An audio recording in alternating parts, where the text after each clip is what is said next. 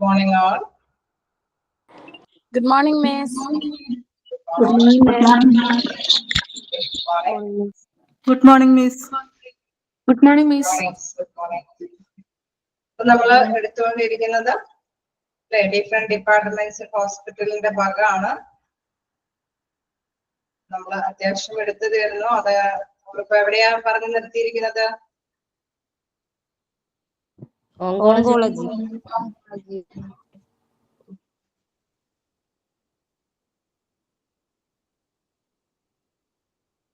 Okay, എവിടെ വരെയാ പറഞ്ഞു നിർത്തിയത്? Oncology department. ഓങ്കോളജി. ഓക്കെ, വായിച്ചു നോക്കി കാണും അല്ലെ? എന്തെങ്കിലും ഡൗട്ടുകളുണ്ടോ?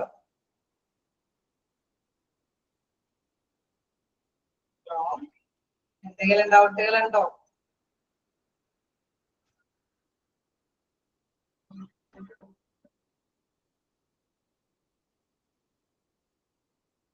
വായിച്ചു നോക്കിയില്ലായിരിക്കും, അതുകൊണ്ടാണോ? ഡൗട്ട് ഉണ്ടോ? ഇല്ല മാം, ഡൗട്ട് ഒന്നുമില്ല. ഇല്ല മാം. നമുക്ക് കണ്ടിന്യൂ ചെയ്യാം അല്ലെ? നമുക്ക് നെക്സ്റ്റ് ഡിപ്പാർട്ട്മെന്റിലേക്ക് നോക്കാം. എന്താണ് നെക്സ്റ്റ് പറയുന്നത്? ഒഫ്താൽമോളജി. ഇതിനെ കുറിച്ചിട്ടാണ് ഒഫ്താൽമോളജി.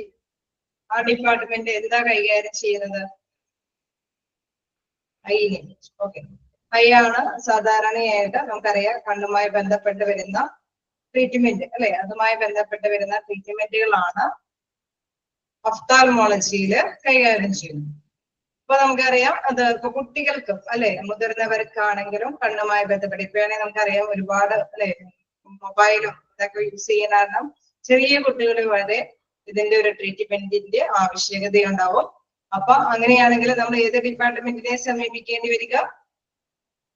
ഒഫ്താൽമോളജി. കണ്ണുമായി ബന്ധപ്പെട്ട treatment ഒഫ്താൽമോളജിയിലാണ്. This department deals with the investigation and treatment of eye problems of adults and children. കുട്ടികളാണെങ്കിലും മുതിർന്നവരാണെങ്കിലും നേത്ര രോഗം അല്ലെ നേത്രവുമായി ബന്ധപ്പെട്ട എന്തെങ്കിലും അസുഖങ്ങൾ ഉണ്ടെങ്കിൽ അതുമായി ബന്ധപ്പെട്ട പ്രോബ്ലംസ് ഒക്കെ എക്സാമിൻ ചെയ്യുക അല്ലെ? ഇൻവെസ്റ്റിഗേഷൻ ഒക്കെ നടത്തി നന്നായിട്ട് തന്നെ പരിശോധനയൊക്കെ നടത്തിയിട്ട് ഏത് തരത്തിലുള്ള പ്രോബ്ലം ആണെന്ന് കണ്ടുപിടിക്കാനായിട്ടുള്ള ഒരു ഡിപ്പാർട്ട്മെന്റ് ആണ് ഒഫ്താൽമോളജി. Their service include എന്തൊക്കെ സർവീസ് ആണ് അവർ പ്രൊവൈഡ് ചെയ്യുന്നത്? ജനറൽ ഐ ക്ലിനിക് അപ്പോയിന്റ്മെന്റ്സ്, അതായത് സാധാരണയായിട്ട് അല്ലെ നമ്മുടെ കണ്ണിന്റെ പൂർണ്ണമായിട്ടുള്ള പരിശോധന. നമുക്കറിയാം ചിലപ്പോഴൊക്കെ പ്രായമായ ഇപ്പൊ എന്താ പറയണേ, ജനങ്ങളെല്ലാവരും ബോധവാന്മാരാണ് അല്ലെ? ഇടയ്ക്കിടയ്ക്കൊക്കെ എന്ത് ഇതാണെങ്കിലും ബോഡി ചെക്കപ്പിന് വേണ്ടിയിട്ടൊക്കെ പോകും. അപ്പൊ കണ്ണിന്റെ കാര്യത്തിലും അങ്ങനെ തന്നെയാണ്. ഒരു എന്താ പറയാ ഒരു മൊത്തത്തിൽ ഒരു ടെസ്റ്റ് അല്ലെ? അപ്പൊ അത് നടത്താൻ വേണ്ടിയിട്ടൊക്കെ ജനറൽ ഐ ക്ലിനിക് അപ്പോയിന്റ്മെന്റ്സ് ഉണ്ടാവാറുണ്ട്. അതോടൊപ്പം തന്നെ ലേസർ ട്രീറ്റ്മെന്റ്സ്. ലേസർ ട്രീറ്റ്മെന്റ്സിനെ കുറിച്ച് കേട്ടിട്ടുണ്ടോ? ഉണ്ടോ? ലേസർ ട്രീറ്റ്മെന്റിനെ കൂട്ടിയിട്ട് ഓക്കെ ഉണ്ട് അല്ലെ? ആർക്കെങ്കിലും നടത്തിയിട്ടുണ്ടോ? ചിലരെങ്കിലും നടത്തിയിട്ടൊക്കെ ഉണ്ടാവും. എന്താണ് ലേസർ ട്രീറ്റ്മെന്റ് എന്ന് പറയുമ്പോൾ കണ്ണിനെ ബാധിക്കുന്ന റിഫ്രാക്റ്റീവ് പ്രശ്നങ്ങൾ, അതായത് നമുക്ക് കണ്ണിലെ നമ്മുടെ ലോങ് സൈറ്റ് ഷോർട്ട് സൈറ്റ് അല്ലെങ്കിൽ മറ്റേതെങ്കിലും രീതിയിൽ അവരുടെ വിഷനുമായി ബന്ധപ്പെട്ട എന്തെങ്കിലും മാറ്റേഴ്സ് ഉണ്ടെങ്കിൽ എന്തെങ്കിലും പ്രോബ്ലംസ് ഒക്കെ ഉണ്ടെങ്കിൽ ട്രീറ്റ് ചെയ്യുന്ന ഒരു നൂതനമായിട്ടുള്ള ഒരു ഇതാണ്. കാരണം പണ്ട് നമുക്കറിയാം അല്ലെ എന്താ പറയാ ഷോർട്ട് സൈറ്റും ലോങ് സൈറ്റ് ഒക്കെ വരുമ്പോൾ കണ്ണടകളാണ് യൂസ് ചെയ്തത് അല്ലെ? പിന്നീട് വേറെ ഇച്ചിരിയും കൂടിയും അല്ലെ ഇതിനും കൂടിയും ഒരിത് വരുമ്പോൾ എന്താണ് കോണ്ടാക്ട് ലെൻസുകൾ ഉപയോഗിച്ച് തുടങ്ങി. അപ്പൊ ആദ്യം കണ്ണടകളൊക്കെയാണ്, പിന്നീട് അത് കോണ്ടാക്ട് ലെൻസിന്റെ സഹായത്തോടു കൂടിയിട്ട് ആണ് അത് കൈകാര്യം ചെയ്തു പോകുന്നത്. ഇപ്പോഴത്തെ അല്ലെ നൂതന ഒരു ടെക്നോളജി അനുസരിച്ചിട്ട് ലേസർ ട്രീറ്റ്മെന്റ്സ് ആണ്. ലേസർ ട്രീറ്റ്മെന്റ് എന്ന് പറയുമ്പോൾ എന്താണ് ദീർഘകാലത്ത് നിൽക്കാവുന്ന അല്ലെ കുറച്ച് നീണ്ട കാലത്തേക്ക് വേണ്ടിയിട്ട് അത് യൂസ് ചെയ്യാം. പ്രധാനമായിട്ടും അതിന്റെ ഒരു പ്രത്യേകത ഒരു 18 വയസ്സ് അതിനുശേഷമൊക്കെയാണ് ഈ ലേസർ ട്രീറ്റ്മെന്റ് നടത്തി കൊടുക്കാറ്. കാരണം എന്താണ് ആ ഒരു വിഷയം അത് ചിലപ്പോഴൊക്കെ ഒരു വർഷത്തോളം ഒക്കെ അതേ അല്ലെ ഒരു സ്റ്റേബിൾ ആയിട്ട് നിലനിൽക്കുന്നുണ്ടോ, ഒരു കോൺസ്റ്റന്റ് ആയിട്ട് തന്നെയാണോ അതിന്റെ ആ പവർ വേരിയേഷൻ തിരിച്ചറിഞ്ഞതിന് ശേഷമാണ് ലേസർ ട്രീറ്റ്മെന്റ് നടത്തിക്കൊണ്ട് പോകുന്നത്. അപ്പൊ ലേസർ ട്രീറ്റ്മെന്റ് എന്ന് പറയുന്നത് ഒരു ശസ്ത്രക്രിയയാണ്.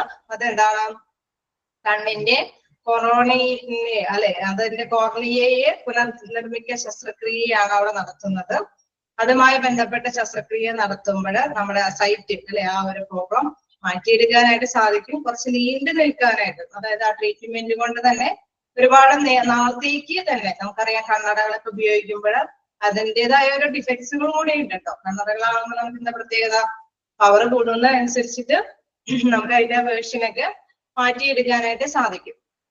അതേസമയം ഇത് എന്ന് പറയുമ്പോൾ ഒരു ശസ്ത്രക്രിയയാണ് നടത്തുന്നത്. അതുകൊണ്ട് തന്നെയാണ് ഈ 18 വയസ്സ് കഴിഞ്ഞിട്ട് ആ ട്രീറ്റ്മെന്റിന് തയ്യാറാവുന്നത്. കാരണം അതിന്റെ പിന്നെ മാത്രമല്ല, ഒരു നിശ്ചിത കാലം വരെയും ഒരു പവർ തന്നെയാണോ എന്നുള്ളത് ചെക്ക് ചെയ്തതിനു ശേഷമാണ് ലേസർ ട്രീറ്റ്മെന്റ് നടത്തുന്നത്. ഓക്കെ, ക്ലിയർ ആണോ? അതായത് കണ്ണുമായി ബന്ധപ്പെട്ട ശസ്ത്രക്രിയാ പ്രവർത്തനമാണ് ലേസർ ട്രീറ്റ്മെന്റിൽ നടക്കുന്നത്. സാധാരണയായിട്ട് ഇത്തരത്തിലുള്ള ലോങ് സൈറ്റ്, ഷോർട്ട് സൈറ്റ് ഒക്കെ കണ്ണടകൾ അല്ലെങ്കിൽ എന്താണ് കോണ്ടാക്ട് ലെൻസുകൾക്കൊക്കെ പകരമായിട്ട് തന്നെ ഒരു ശസ്ത്രക്രിയയുടെ സഹായത്തോടെ കുറച്ച് നീണ്ടു നിൽക്കുന്ന രീതിയിൽ അല്ലെ, നല്ലൊരു വിഷൻ ഒരുപാട് നാള് തന്നെ നമുക്ക് അതിന്റെ ഉപയോഗം, അതിന്റെ ആ ഒരു ട്രീറ്റ്മെന്റ് കൊണ്ട് അതിന്റെ ബെനിഫിറ്റ്സ് നമുക്ക് നേടിയെടുക്കാനായിട്ട് സാധിക്കുകയും ചെയ്യും. അതാണ് ലേസർ ട്രീറ്റ്മെന്റിൽ വരുന്നത്.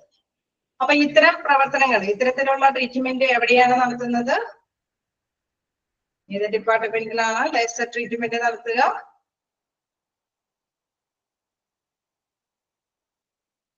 ലേസർ ചികിത്സ പലതിനെയും സംബന്ധിച്ചുമുണ്ട് അല്ലെ.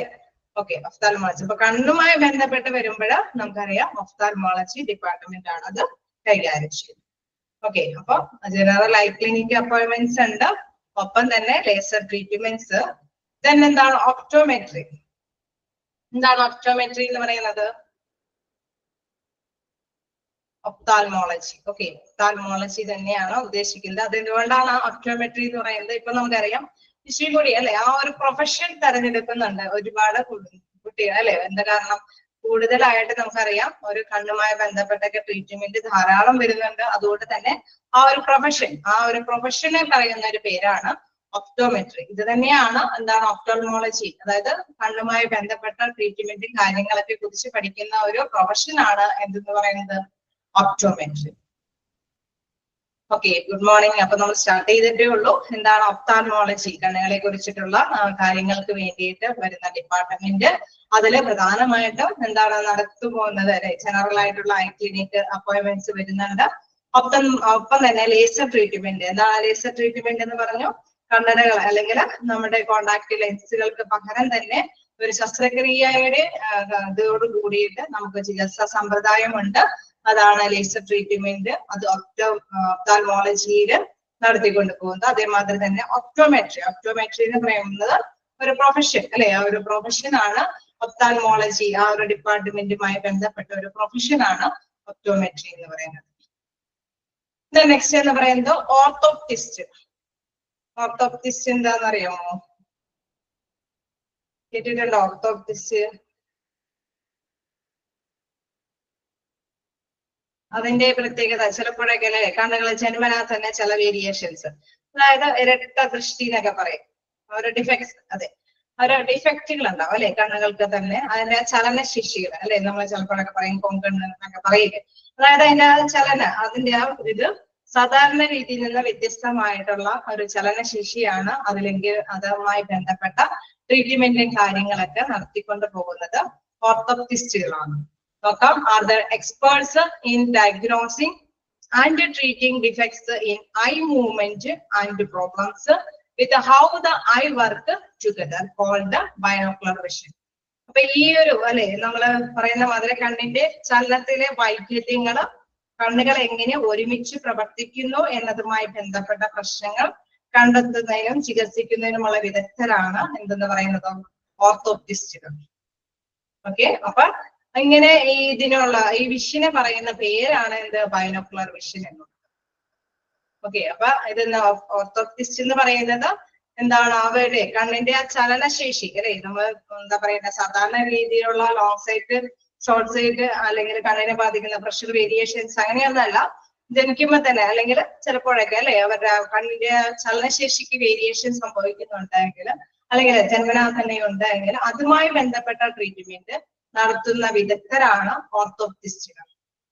ഓക്കെ, അതിന് ആ വിഷനെ പറയുന്ന പേരാണ് ബൈനോക്കുലർ വിഷൻ. ഓക്കെ, അപ്പൊ അതൊന്ന് ജസ്റ്റ് ഒന്ന് നോട്ട് ചെയ്തേക്കാം. ബൈനോക്കുലർ വിഷൻ അല്ലെ, അതിന് എന്താണ് ബൈനോക്കുലർ വിഷൻ എന്നുള്ളത് ഓർത്തോപ്റ്റിസ്റ്റുകളാണ് അത്തരം ഡിഫക്ട്സുകൾ കൈകാര്യം ചെയ്യുന്ന എക്സ്പേർട്സുകൾ. അപ്പൊ dash experts in diagnosing and treating defects in eye movement and problems with the eye work together അല്ലെ. രണ്ട് കണ്ണുകളും ഒരേപോലെ തന്നെ ചിലപ്പോ അല്ലെ നമ്മൾ സാധാരണ നോക്കിയിരുന്ന വ്യത്യസ്തമായിട്ട് ചില വ്യക്തികൾക്കെങ്കിലും അവരുടെ ചലനത്തില് അല്ലെ കണ്ണിന്റെ ആ നോട്ടത്തിലൊക്കെ ചെറിയ വേരിയേഷൻ കാണാം. അപ്പൊ അതുമായി ബന്ധപ്പെട്ട ട്രീറ്റ്മെന്റുകൾ നടത്തുന്ന വിദഗ്ധരാണ് ഓർത്തോപ്റ്റിസ്റ്റ്. തന്നെ എന്താണ് ഇതിൽ വീണ്ടും പറയുന്ന ഒരു അടുത്ത സെന്റൻസ് പറയുന്നത് the word orthoptic comes from Greek words orthos which means straight, optikos which means relating to sight. അതായത് നമ്മൾ കണ്ട അല്ലെ ഈ ഓർത്തോപ്റ്റിക് എന്ന ഒരു വേർഡ് വന്നിരിക്കുന്നതിൽ നിന്നാണ് ഗ്രീക്ക് വേർഡ് ഓർത്തോസിൽ നിന്നാണ്. വിച്ച് മീൻസ് എന്താണ് പറയുന്നത് സ്ട്രേറ്റ് അല്ലെ നേരായ എന്നുള്ള ഒരു പദത്തിൽ നിന്നാണ് ഓർത്തോപ്സ് എന്ന ഒരു പദം വന്നിരിക്കുന്നത്. then എന്താണ് അതിൽ വീണ്ടും പറയുന്നത് എന്താണ് ഒപ്റ്റോക്കോസ്, അത് എന്താ പറയുന്നത് റിലേറ്റഡ് ടു സൈറ്റ്, അത് സൈറ്റുമായി ബന്ധപ്പെട്ട അത് നമ്മുടെ വിഷനുമായി ബന്ധപ്പെട്ടതാണെന്നും പറയുന്നു. അപ്പൊ എങ്ങനെയാണ് ഓർത്തോപ്റ്റിക് എന്ന വേർഡ് വന്നിരിക്കുന്നത് എന്നുള്ള കാര്യം കൂടി ജസ്റ്റ്, അതായത് അത് എന്താ പറയാ നമ്മളുടെ ഇങ്ങനത്തെ ടെസ്റ്റ് അല്ലെ മോക്ക് ടെസ്റ്റ് ഒക്കെ ആയതുകൊണ്ട് അത് ചെറിയ ചെറിയ വേർഡുകൾക്ക് ഒരു ഇമ്പോർട്ടൻസ് ഉണ്ട്. അപ്പൊ അതുകൊണ്ട് തന്നെ അതൊക്കെ ഒന്ന് ജസ്റ്റ് നോട്ട് ചെയ്തേക്കാം. The word orthoptic comes from Greek words orthos which means straight, then optikos which means relating to sight. Okay, അപ്പൊ ചെറിയൊരു ഭാഗം തന്നെ ഇവിടെ പറഞ്ഞിട്ടുള്ളൂ. ജസ്റ്റ് ഒന്ന് വായിച്ചു നോക്കുക, എന്തെങ്കിലും ഡൗട്ടുകൾ ഉണ്ടെങ്കിൽ ചോദിക്കാം.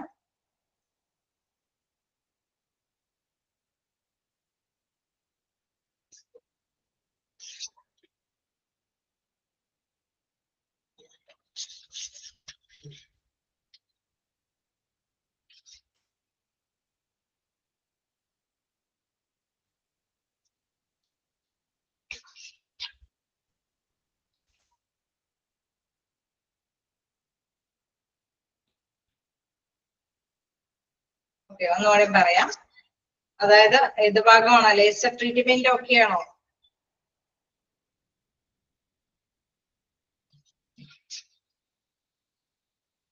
ഓക്കെ, നെക്സ്റ്റ് ആയിരിക്കും ഓർത്തോപ്റ്റിസ്റ്റ് അല്ലെ. ഓർത്തോപ്റ്റിസ്റ്റ് എന്ന് പറയുന്നത് ഇരട്ട നേത്ര ദൃഷ്ടി പ്രശ്നങ്ങൾ എന്നാണ് അവരുടെ ആ ഒരു അത് കൈകാര്യം ചെയ്യുന്ന എക്സ്പേർട്സുകളെ പറയുന്ന പേരാണ്.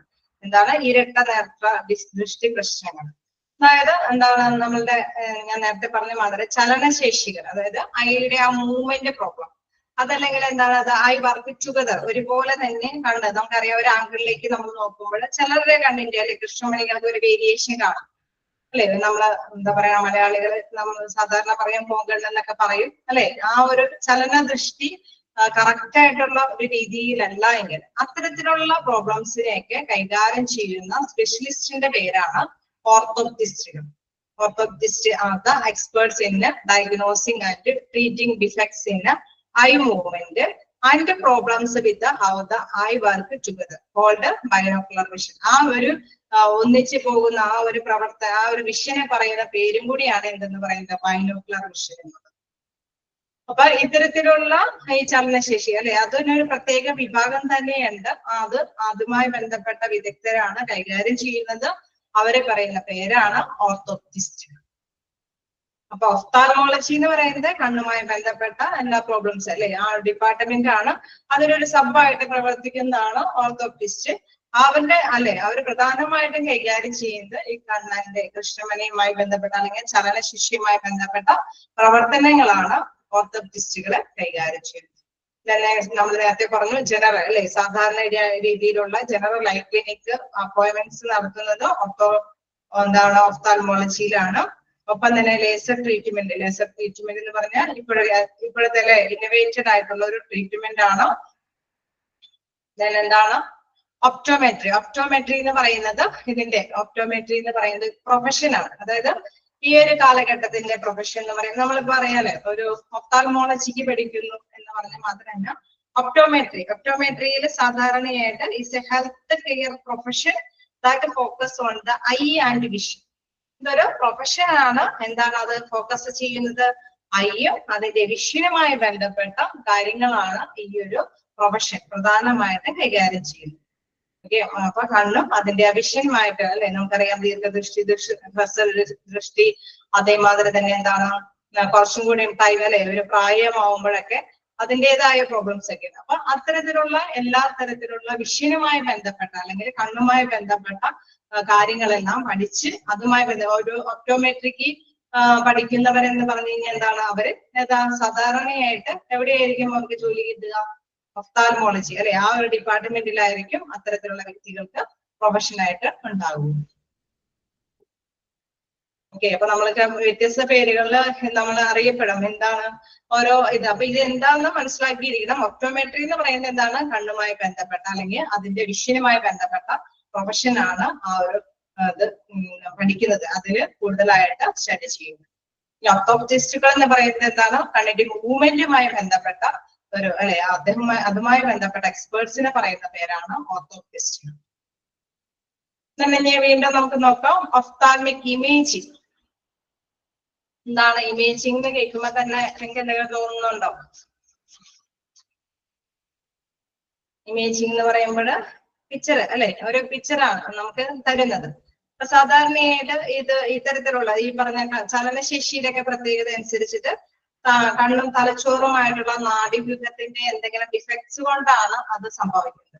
അപ്പൊ ഒരു കൃത്യമായിട്ടൊരു പിക്ചർ കിട്ടിയാൽ മാത്രമാണ് അവർക്ക് ഡോക്ടേഴ്സിന് അതുമായി ബന്ധപ്പെട്ട ട്രീറ്റ്മെന്റ് മുന്നോട്ട് കൊണ്ടുപോകാനായിട്ട് സാധിക്കുക.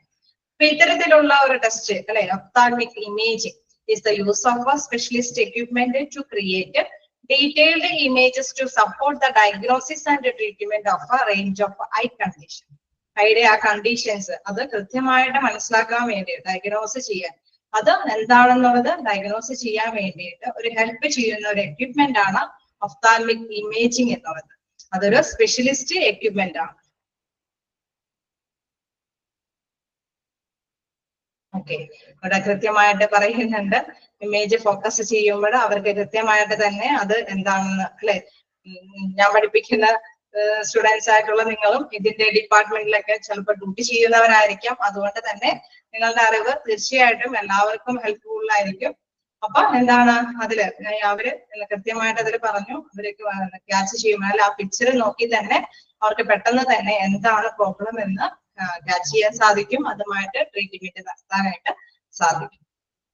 ഓക്കെ, അപ്പൊ ഒഫ്താൽമിക് ഇമേജിംഗ് എന്ന് പറയുന്നത് ഒരു സ്പെഷ്യലിസ്റ്റ് എക്യുപ്മെന്റ് ആണ്. അതെന്താണ് സൃഷ്ടിച്ചു തരുന്നത്? Detailed image to support the diagnosis അല്ലെ, നല്ലൊരു വലിയ ഒരു ക്ലിയർ പിക്ചർ നമുക്ക് കാണിച്ചു തരും. എന്താണ് പ്രോബ്ലം, എന്താണ് വിഷന്റെ ആ ഒരു ഇതെന്നുള്ള കാര്യം കൃത്യമായിട്ട് കാണിച്ചു തരും. അതനുസരിച്ചിട്ട് അവർക്ക് ട്രീറ്റ്മെന്റ് മുന്നോട്ട് കൊണ്ടുപോകാനായിട്ട് സാധിക്കുമെന്നാണ്. അപ്പൊ ഒഫ്താൽമിക് ഇമേജ് എന്ന് പറയുന്നത് ഒരു സ്പെഷ്യലിസ്റ്റ് എക്യുപ്മെന്റ് ആണ്. എന്തിനു വേണ്ടിയിട്ടുള്ളത്?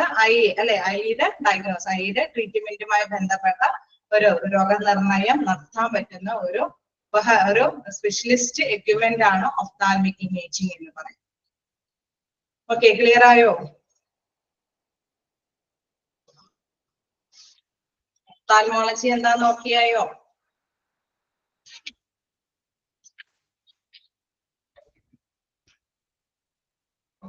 അപ്പൊ നമുക്ക് നെക്സ്റ്റ് ഇതിലേക്ക് പോകാം. നെക്സ്റ്റ് എന്താണ്? ഓക്കെ, ഓർത്തോപെഡിക്സ് എന്ന് വെച്ചാൽ ഓർത്തോപീഡിയാക്സ് എന്ന് പറയുമ്പോൾ എന്തായിട്ട് വരും? ഇതുമായി ബന്ധപ്പെട്ടായിട്ട് വരും, എല്ലുകളുമായിട്ട് ബന്ധപ്പെട്ട്. ഓക്കെ, എല്ലുകളുമായി ബന്ധപ്പെട്ടുള്ളതാണ് ഓർത്തോപീഡിയാക്സ് എന്നുള്ളത്. ഇതിൽ നോക്കാം. This department handles problems that affect the musculoskeletal system, അതായത് നമ്മുടെ അസ്ഥി വ്യൂഹത്തിനെ സംബന്ധിച്ച അതുമായി ബന്ധപ്പെട്ട ആ സിസ്റ്റത്തിന്റെ പ്രോബ്ലവുമായി ബന്ധപ്പെട്ട കാര്യങ്ങൾ കൈകാര്യം ചെയ്യുന്ന ഒരു ഡിപ്പാർട്ട്മെന്റ് ആണ് എന്ത്? ഓർത്തോപീഡിയാക്സ്. ഓക്കെ, ഓർത്തോപീഡിയാക്സ് എന്ന് പറയുന്നത് എല്ലുകൾ അല്ലെ, നമ്മുടെ ശരീരത്തിന്റെ അസ്ഥി വ്യൂഹത്തിന്റെ അല്ലെ അതുമായി ബന്ധപ്പെട്ട എന്തെങ്കിലും പ്രോബ്ലംസുകളോ ഡിഫക്റ്റുകളൊക്കെ ഉണ്ടെങ്കിൽ അതുമായി ബന്ധപ്പെട്ടുള്ള കാര്യങ്ങൾ ഹാൻഡിൽ ചെയ്യുന്ന ഒരു ഡിപ്പാർട്ട്മെന്റ് ആണ് എന്തോ ഓർത്തോപീഡിയാക്സ്. അപ്പൊ നമ്മളിപ്പോ ജസ്റ്റ് കണ്ടത് ഒഫ്താൽമോളജി. നെക്സ്റ്റ് എന്താണ്? ഓർത്തോപീഡിയാക്സ്. ഇതെല്ലാം ആ ഡിപ്പാർട്ട്മെന്റുകളുടെ പേരുകളൊക്കെ ഓർത്ത് വെക്കുക. അത് എന്തുമായി ബന്ധപ്പെട്ടാണ് ചിലർക്കൊക്കെ നന്നായിട്ട് അറിയാവുന്നതായിരിക്കും, ചിലർക്കെങ്കിലും അത് അറിഞ്ഞില്ലെങ്കിൽ ആ വേർഡ്സ് അല്ലെ, ആ ഒരു കറക്റ്റ് ആയിട്ടുള്ള ഡിപ്പാർട്ട്മെന്റ് നെയിം അത് എന്തുമായി ബന്ധപ്പെട്ടുള്ളതാണെന്ന് കൃത്യമായിട്ട് തന്നെ ക്യാച്ച് ചെയ്ത് പോകാം. എന്താ പറയുന്നത്? That includes treating bones, muscles, tendons, ligaments or അതൊരു റിപ്പീറ്റഡ് വേർഡ് ആണ്. അപ്പൊ അത് ടെൻഡോൺസ് എന്നുള്ളതിന്റെ റിപ്പീറ്റഡ് വേർഡ് വെട്ടിക്കളഞ്ഞേരം കേട്ടോ. Okay, that includes treating bones, muscles, tendons, ligaments, then replacing bones like hip replacement, kneecap replacement. വായിക്കുമ്പോൾ തന്നെ അറിയാം അല്ലെ, എല്ലുകളുമായി ബന്ധപ്പെട്ട അല്ലെങ്കിൽ പേശികളുമായി ബന്ധപ്പെട്ട, അതല്ലെങ്കിൽ എന്താണ് നമ്മുടെ അസ്ഥി അല്ലെ, അസ്ഥികളുടെ ആ ഒരു പേശികളുടെ ഇടയ്ക്കുള്ള ആ ഒരു ഗ്യാപ്പിൽ ആ വെയിനുമായി ബന്ധപ്പെട്ട ലിഗ്മെന്റ്സ് എന്ന് പറയുമ്പോൾ എന്താണ്, മാംസപേശികൾ. ജസ്റ്റ് പേഴ്സിന്റെ നെയിമുകൾ എന്താ പറയാ, മീനിങ്സ് അറിയാത്തവരുണ്ടെങ്കിൽ എഴുതി പോകുക. എന്താണ് ബോൺസ് എന്ന് പറയുമ്പോൾ എല്ലുകള്, ദെൻ മസിൽസ് എന്ന് പറയുമ്പോൾ പേശികള്, ദെൻ ടെൻഡോൺ എന്ന് പറയുന്നത് ശരിക്കും പറഞ്ഞാൽ ചലന ഞരമ്പ് എന്നാണ്. അതായത് ആ ഒരു എന്താ പറയാ, നമ്മുടെ എല്ലുകൾക്കും മജ്ജകൾക്കൊക്കെ ഇടയ്ക്കുള്ള ആ ഒരു ചെറിയ വെയിനുകൾ, ഇതാണ് ടെൻഡോൺസ് എന്ന് പറയുന്നത്. ദെൻ ലിഗമെന്റ്സ് എന്ന് പറയുന്നത് മാംസപേശികൾ. അപ്പൊ അത്തരത്തിലുള്ള അതിന്റെ ബുദ്ധിമുട്ടുകൾ നമുക്കറിയാം. ചിലർക്ക് എല്ല് ഒടിയുന്ന എന്തെങ്കിലും വീഴ്ചകളോ അല്ലെങ്കിൽ എന്തെങ്കിലും എവിടെയെങ്കിലും ഇടിച്ചോ മുറിഞ്ഞോ ഒക്കെ വരുമ്പോൾ എല്ലിന് എന്തെങ്കിലും ചതവോ ഇടിവോ ഒക്കെ സംഭവിക്കുമ്പോൾ അതുമായി ബന്ധപ്പെട്ട് വരുമ്പോൾ നമുക്കറിയാം എല്ലിന് മാത്രമല്ല പ്രോബ്ലം സംഭവിക്കുക അതുമായി ബന്ധപ്പെട്ട മജ്ജകൾക്കും അതേമാതിരി തന്നെ പൊട്ടലുകളൊക്കെ വരാനായിട്ടുള്ള സാധ്യതകളുണ്ട്. അപ്പൊ ഈ എല്ലുകൾക്കും അതോടൊപ്പം തന്നെ ആ വെയിനുകൾ, അതിന്റെ ഇടയിലുള്ള വെയിനുകൾ ജാമാകുകയോ അങ്ങനെ എന്തെങ്കിലുമൊക്കെ ഇഷ്യൂസുകളൊക്കെ വരാനായിട്ടുള്ള സാധ്യതയുണ്ട്. അതുമായി ബന്ധപ്പെട്ട് നമ്മൾ ഏത് ഡിപ്പാർട്ട്മെന്റിനെയാണ് ചെയ്യേണ്ടത്, എവിടെയാണ് ചെല്ലേണ്ടത്? ഓർത്തോപീഡിയാക്സിലാണ് ചെല്ലേണ്ടത്. പിന്നെ അത് മാത്രമല്ല, ഓർത്തോ ഡിപ്പാർട്ട്മെന്റിന്റെ മറ്റൊരു കാര്യം എന്ന് പറയുന്നത് replacing bones like hip replacement എന്ന് പറഞ്ഞു കഴിഞ്ഞാൽ ഇടിപ്പല്ലുകളുടെ ഒക്കെ റീപ്ലേസ്മെന്റ്. അതോടൊപ്പം തന്നെ knee cap എന്ന് വെച്ചാൽ നമ്മുടെ മുട്ടുകാലിന്റെ ഒക്കെ ചിരട്ട അതിന്റെയൊക്കെ നമുക്കറിയാം കുറച്ചും കൂടെ പ്രായമൊക്കെ കഴിയുമ്പോൾ ചിലർക്കെങ്കിലും മുട്ട് തേയ്മാനവും കാര്യങ്ങളൊക്കെ ഉണ്ടാകുമ്പോൾ ഇത്തരത്തിലുള്ള ട്രീറ്റ്മെന്റുമായി മുന്നോട്ട് കൊണ്ടുപോകേണ്ടതുണ്ട്. അത് ഏത് ഡിപ്പാർട്ട്മെന്റിനെയാണ് അപ്പോൾ സമീപിക്കേണ്ടത്? ഓർത്തോ ഡിപ്പാർട്ട്മെന്റിനെയാണ് സമീപിക്കേണ്ടത്. അപ്പൊ ഇത്തരത്തിലുള്ള റീപ്ലേസ്മെന്റ് കാര്യങ്ങളെല്ലാം നടത്തുന്നത് ഓർത്തോപീഡിയാക്സിലാണ് നടത്തുന്നത് എന്ന് ഓർത്ത് വെക്കുക. അപ്പൊ എന്തെല്ലാം ഇൻക്ലൂഡഡ് ആയിട്ടുണ്ട് എന്നുള്ളത് that includes treating bones, muscles, tendons, then ligament replacement, bones like hip replacement, knee cap replacement. Okay, അതിലേതെങ്കിലും വേർഡ്സുകൾ കിട്ടാത്തതുണ്ടോ?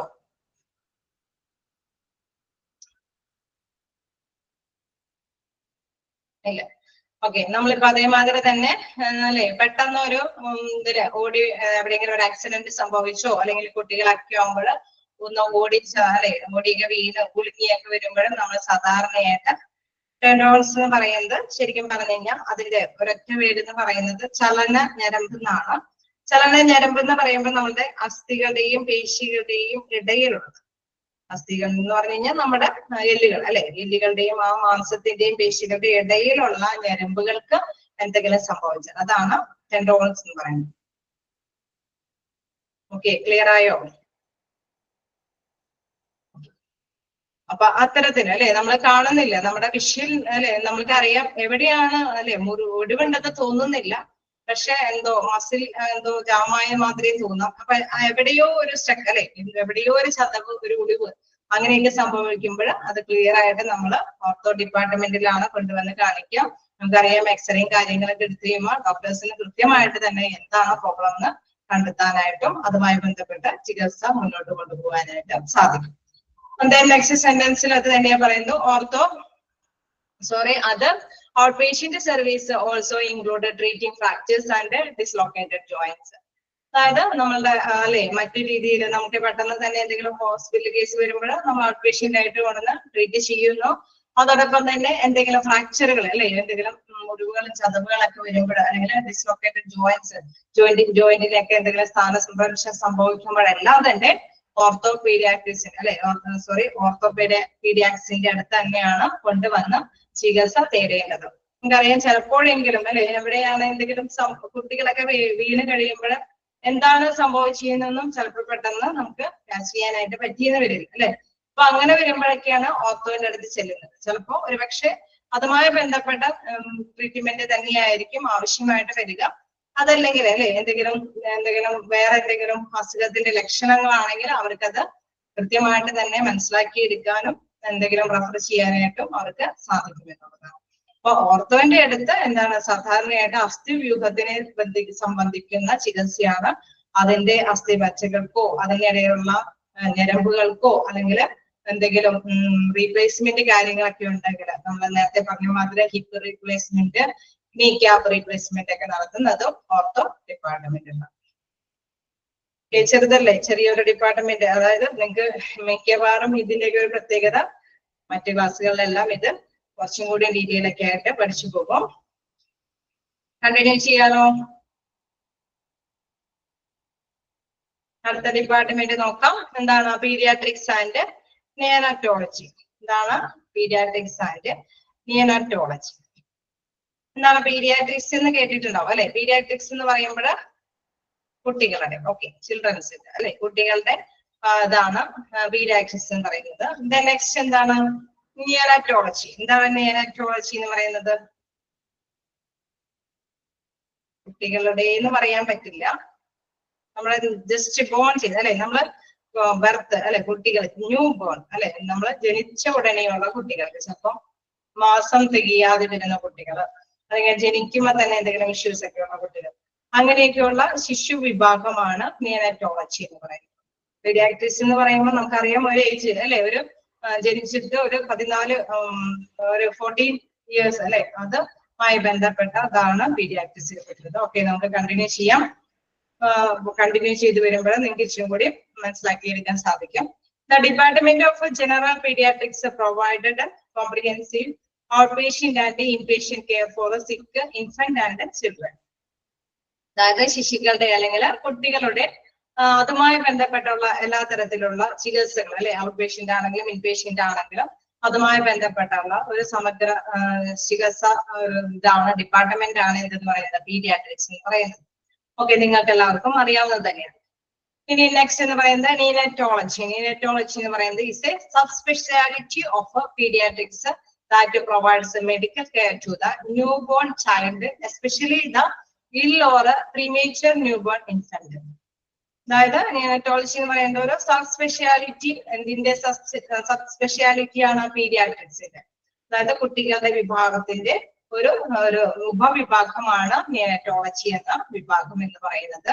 അത് എന്തുമായി ബന്ധപ്പെട്ടാണ്? അതൊക്കെ ഒന്ന് ജസ്റ്റ് ഒന്ന് നോട്ട് ചെയ്യുക. Neonatology is a sub speciality of paediatrics. Paediatrics എന്താന്നുള്ളത് നിങ്ങൾക്ക് മനസ്സിലായിട്ടുണ്ട്.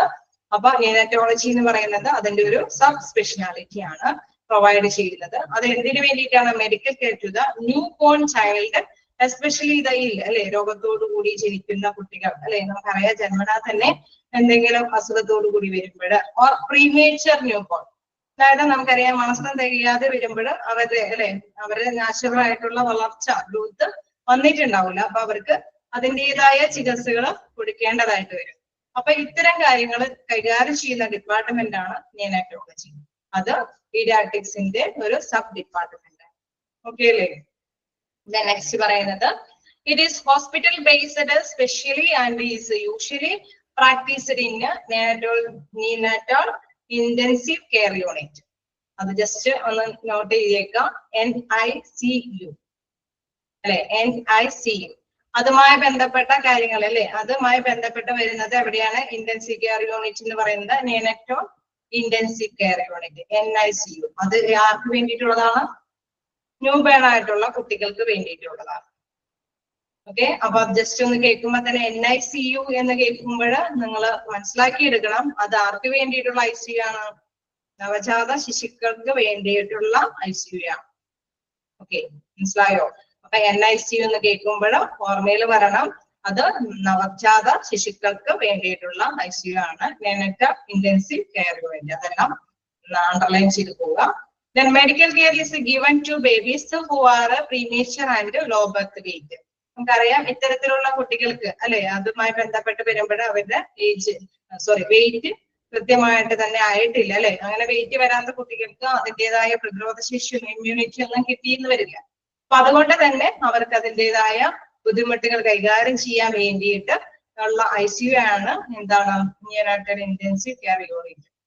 ഞാൻ എന്താ പറയുന്നത് വിത്ത് ഇൻട്രാക്ച്വൽ ഗ്രോത്ത് റീപ്രൊഡക്ഷൻ. അതായത് ഇതിൽ പറയുന്ന കാര്യങ്ങൾ പറയുന്നത് സാധാരണയായിട്ട് അല്ലെ ഗർഭാശയ വളർച്ചയുടെ നിയന്ത്രണമാണ് അവിടെ കൈകാര്യം ചെയ്യുന്നത്. അതൊന്ന് ജസ്റ്റ് ഒരു ഷോർട്ട് ഫോം ഉണ്ട്, അതൊന്ന് ജസ്റ്റ് മോളിലൊന്ന് നിങ്ങൾ കുറിച്ചിട്ടേരെ. IGR ആണ് ഇൻട്രാക്ച്വൽ ഗ്രോത്ത് റീപ്രൊഡക്ഷൻ.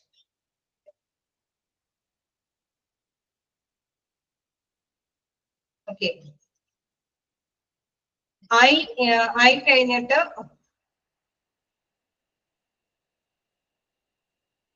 ഇവിടെ ശരിക്കും അതിന്റെ ആ ഒരു സ്പെല്ലിംഗ് വേരിയേഷൻ വരുന്നത് I കഴിഞ്ഞിട്ട് UGR ആണ് വരേണ്ടത്. ഒന്നുകൂടെ പറയാം, IUGR. ഇന്റർയൂറിയൻ ഗ്രോത്ത് റിട്രഡേഷൻ അങ്ങനെയാണ് പറയുന്നത്. ഇൻട്രായൂറിയൻ ഗ്രോത്ത് റിട്രഡേഷൻ. അതിലെ ഇൻട്രാ കഴിഞ്ഞിട്ടാണ് യൂട്രൈൻ അല്ലെ, ആ യുവിനും ഒരു സ്പെസിഫിക് ലെറ്റർ കൊടുക്കുന്നുണ്ട്. അതാണ് ആ ഒരു IUGR പറയുന്നത്.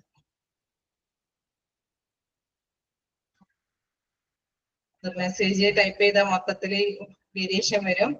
അതുകൊണ്ട് നിങ്ങൾ അല്ലെ ആർക്കെങ്കിലും ടൈപ്പ് ചെയ്യാൻ പറ്റുമെങ്കിൽ, അതുകൊണ്ടാണ് പൊതുവെ നിങ്ങളെ കൊണ്ട് തന്നെ ടൈപ്പ് ചെയ്യുന്നത്. IUGR. ആർക്കെങ്കിലും മനസ്സിലായവരുണ്ട് എങ്കിൽ ജസ്റ്റ് ഒന്ന് ടൈപ്പ് ചെയ്യുക. IUGR അതിന്റെ ഫുൾ ഫോം ആണ് ഓക്കെ ഇൻട്രാക്ച്വൽ ഗ്രോത്ത് റിട്രഡേഷൻ. അതെന്ന് പറയുന്നത് നമുക്കറിയാം കുട്ടികളുടെ അല്ലെ ഗർഭാവസ്ഥയിലായിരിക്കുമ്പോൾ അതിന്റെ വളർച്ചാ നിയന്ത്രണവുമായി ബന്ധപ്പെട്ട കാര്യങ്ങൾ. ഗർഭപാത്രത്തിലായിരിക്കേണ്ട ഗർഭപിണ്ഡത്തിന്റെ വളർച്ചയുടെ മോശം വളർച്ചയാണ് ഗർഭാശയ വളർച്ചാ നിയന്ത്രണം കൊണ്ട് ഉദ്ദേശിക്കുന്നത്. അതായത് അത് കുട്ടി അല്ലെ ജനിക്കുമ്പോൾ നമുക്കറിയാം അതുമായി ബന്ധപ്പെട്ട ടെസ്റ്റുകളും കാര്യങ്ങളും സ്കാനുകളൊക്കെ ഉണ്ടാകും. അപ്പൊ അതിന്റെ ഗ്രോത്തിന്റെ നിയന്ത്രണം ഡോക്ടേഴ്സ് കൈകാര്യം ചെയ്യും അല്ലെ. അത് കുട്ടി നല്ല രീതിയിലല്ല വളർച്ചയെങ്കില് അവര് അതിൻ്റെതായ മെഡിസിൻസും കാര്യങ്ങളൊക്കെ അതുമായി ബന്ധപ്പെട്ട് മുന്നോട്ട് കൊണ്ടുപോകും. അപ്പൊ അത് തന്നെയാണ് ഇവിടെ ഉദ്ദേശിക്കുന്നത്. അതിന്റെ അത്തരത്തിലുള്ള ട്രീറ്റ്മെന്റ് എല്ലാം നടത്തുന്നത് എവിടെയാണ്? നിയോനറ്റോളജി വിഭാഗത്തിലാണ്. അപ്പൊ അത് മനസ്സിലാക്കി തരാനാണ് ഇവിടെ പറഞ്ഞത്. ഞാനത് വീണ്ടും റിപ്പീറ്റ് ചെയ്ത് പറഞ്ഞത്. Medical care is given to babies who are premature and low birth weight. കുട്ടികളാകുമ്പോൾ നമുക്കറിയാം എന്താണ് അല്ലെ, ജനിമാസം തികയാതെ വരുന്ന കുട്ടികൾ അല്ലെങ്കിൽ ബർത്ത് വെയിറ്റ് കുറഞ്ഞ കുട്ടികളെല്ലാം എന്താണ് ഈ ഒരു വിഭാഗത്തിലാണ് കൈകാര്യം ചെയ്യുന്നത്.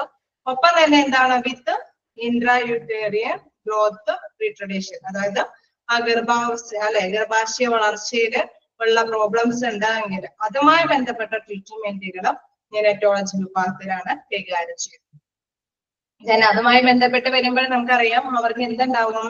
ബർത്ത് ഡിഫക്ട്സുകൾ ഉണ്ടാവും അല്ലെ. അത് അങ്ങനെയുള്ള കുട്ടികളെ ജനിക്കുമ്പോൾ ഒരുപാട് കാലത്തേക്ക് അവർക്ക് ട്രീറ്റ്മെന്റ് നമ്മൾ നേരത്തെ പറഞ്ഞ മാതിരി NICUയിലൊക്കെ ട്രീറ്റ്മെന്റ് ഒരുപാട് നാളത്തേക്ക് കൊടുക്കേണ്ടതായിട്ട് വരും. ബർത്ത് ഡിഫക്ട്സുകൾ ഉണ്ടാവും. അപ്പൊ അത്തരത്തിലുള്ള ട്രീറ്റ്മെന്റുകളെല്ലാം നടത്തുന്നത് നിയോനറ്റോളജി വിഭാഗത്തിലാണ്. ഓക്കെ, ക്ലിയർ ആയോ? നിയോനറ്റോളജി വിഭാഗം എന്ന് പറയുന്നത് ഓക്കെ NICU എന്ന് പറയുന്നത് ഇന്റൻസീവ് കെയർ യൂണിറ്റ് ആണ്. അത് ആർക്ക് വേണ്ടിയിട്ടുള്ളതാണ്? കുട്ടികൾക്ക് വേണ്ടിയിട്ടുള്ളതാണ്. നിയോനറ്റോ ഇന്റൻസീവ് കെയർ യൂണിറ്റ് ആണ്.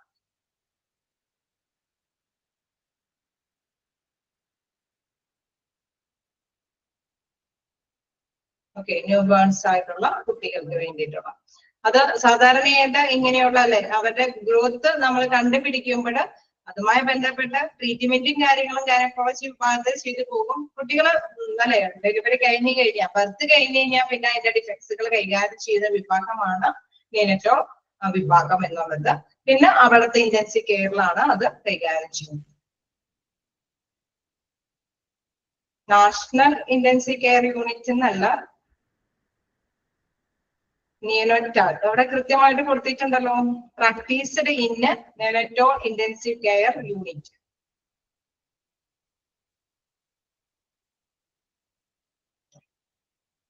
ഓക്കെ, ഇനി നെക്സ്റ്റ് സെന്റൻസിൽ നോക്കാം. എന്താണ്? Paediatric surgery is the department that deals with all okay, correct, അവിടെ കറക്റ്റ് ആണ്. ഓക്കെ, അത് തന്നെയാണ് ഞാൻ പറഞ്ഞു പോകുന്നത്. Then pediatric surgery is the department that deals with all surgical conditions from birth to the age of 15 years. ഇതുമായി ബന്ധപ്പെട്ട, അതായത് കുട്ടികളുടെ വിഭാഗമാണ് പീഡിയാട്രിക്സ് അല്ലെ. അപ്പൊ അതുമായി ബന്ധപ്പെട്ട എന്ത് തരത്തിലുള്ള സർജറികളും ഈ ഒരു ഡിപ്പാർട്ട്മെന്റ് അല്ലെ, പീഡിയാട്രിക് സർജറി വിഭാഗത്തിൽ തന്നെയാണ് കുട്ടികൾ 15 വയസ്സിന് താഴെയുള്ള കുട്ടികളുടെ സർജറികളും കൈകാര്യം ചെയ്യുന്നത് പീഡിയാട്രിക് സർജറി വിഭാഗമാണ്. ഓക്കെ, ക്ലിയർ ആണോ? ജസ്റ്റ് വായിച്ചു നോക്കിയിട്ട് എന്തെങ്കിലും ഡൗട്ട് ഉണ്ടെങ്കിൽ ചോദിച്ചു നോക്കുക. യൂണിറ്റോൾ ഇന്റൻസീവ് കെയർ യൂണിറ്റ് NICU അത് ഓക്കെ അല്ലേ?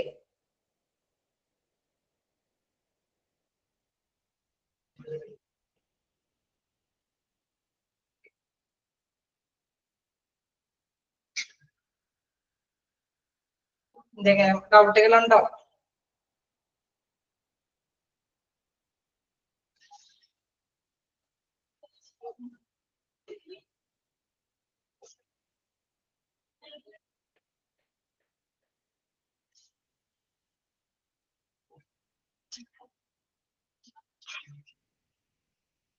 ഞാൻ കണ്ടിന്യൂ ചെയ്തോട്ടെ?